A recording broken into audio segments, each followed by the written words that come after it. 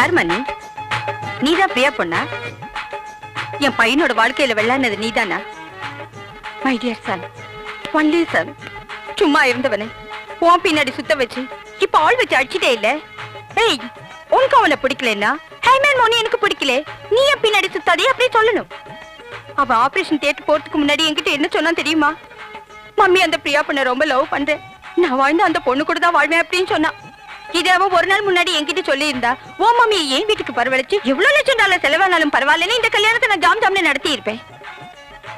அவ இதுவரைக்கும் எந்த பொண்ணையும் தலை நிமிந்து கூட பார்த்ததில்லை. அப்படிப்பட்டவனை இந்த கதைக்கு ஆளாக்கிட்டியே.